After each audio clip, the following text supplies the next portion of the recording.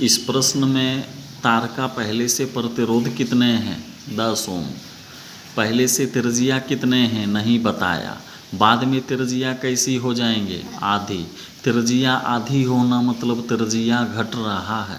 त्रिज्या घटने के चलते इनके क्षेत्रफल भी घटेंगे और क्षेत्रफल घटने के चलते प्रतिरोध बढ़ेंगे, क्योंकि प्रतिरोध और क्षेत्रफल व्युत्क्रमानुपाती के संबंध में है। इस प्रश्न में कुछ डाटा मालूम है, कुछ डाटा अज्ञात हैं, सबको एक जगह मानते हैं।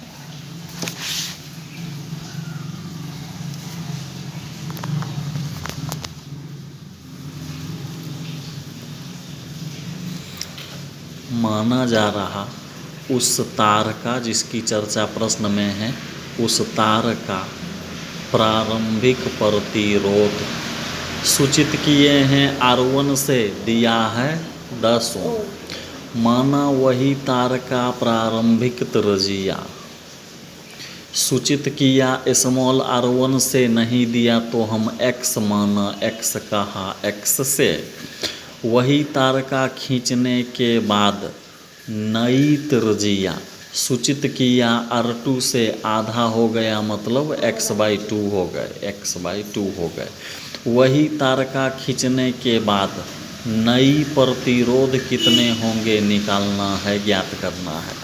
लंबाई बदल जाए, त्रिज्या बदल जाए, व्यास बदल जाए, तार का धातु नहीं बदलता और उसके आयतन भी नहीं बदलते। आयतन नहीं बदलना मतलब आयतन नियत रहना, मतलब वॉल्यूम कांस्टेंट रहते हैं इनके। चूँकि आयतन नहीं बदलेंगे मतलब वॉल्यूम इसके कांस्टेंट रहेंगे। वॉल्यूम कांस्टेंट होना मतलब पहले के वॉल्यूम V1 बाद के वॉल्यूम V2 के बराबर होंगे। और कुछ दिन पहले जब लंबाई दुगुना तिगुना पढ़ रहे थे तो पढ़ा गया कि वॉल्यूम बराबर एरिया गुना लेंथ। वॉल्यूम 1 को एरिया 1 गुना लेंथ 1 लिख सकते, वॉल्यूम 2 को एरिया 2 गुना लेंथ 2 लिख सकते।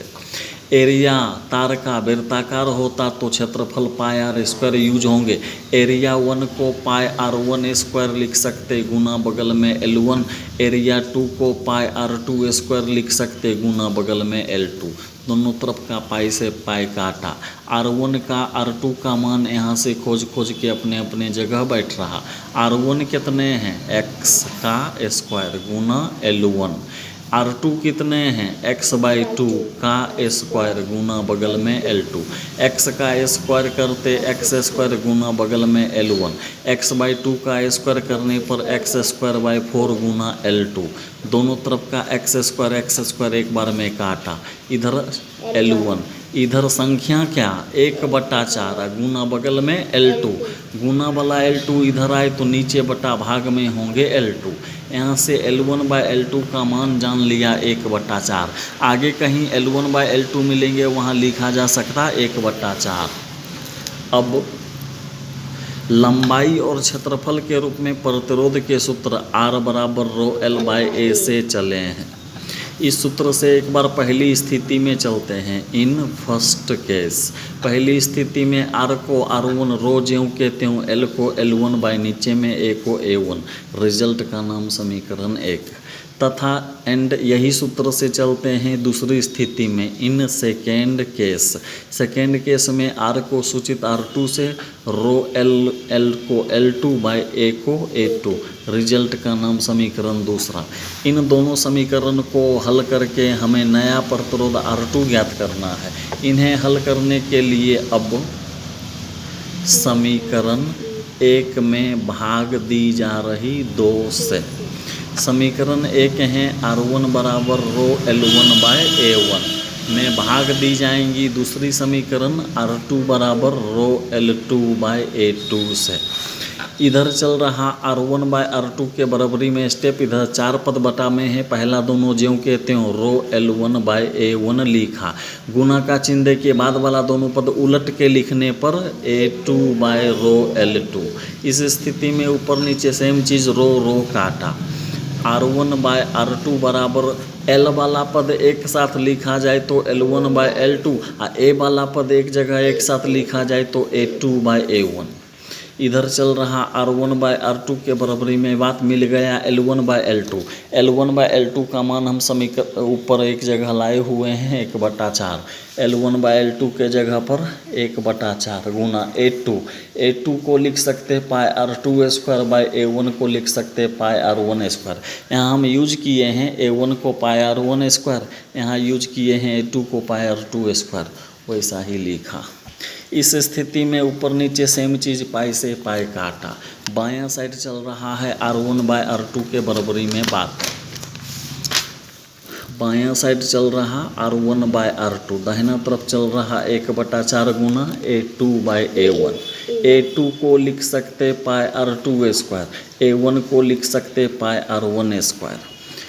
इस स्थिति में पाई से पाई काटा गया। R1/R2 बराबर 1/4 गुना ऊपर R2 नीचे R1, दोनों पर अलग अलग स्क्वायर न दे के हॉल पर स्क्वायर दिया तो दोनों के हुए स्क्वायर। इधर चल रहा R1/R2 बराबर चल रहा 1/4। पीछे डाटा में R2 बराबर माने गए हैं x/2, R1 माने गए हैं x का होल स्क्वायर। x एक बार में काटा। R1/R2 बराबर चल रहा 1/4 गुना यहाँ है 1/2 का स्क्वायर करने पर 1/4। अगले स्टेप में R1/R2 बराबर दोनों 1/4 गुना होके 1/16। इनका तिरछा क्रॉस गुना करके हमें नया प्रतिरोध R2 ज्ञात करना है। तिरछा क्रॉस गुना किया तो R2 बराबर हुए 16 R1।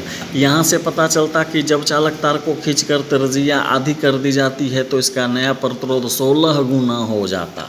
अगले स्टेप में R2 बराबर 16 गुना R1 है पहले से 10 ओम। अगले स्टेप में R2 बराबर होंगे 160 ओम। ये R2 बराबर 160 ओम तार के नया प्रतिरोध के होंगे जवाब फाइनल।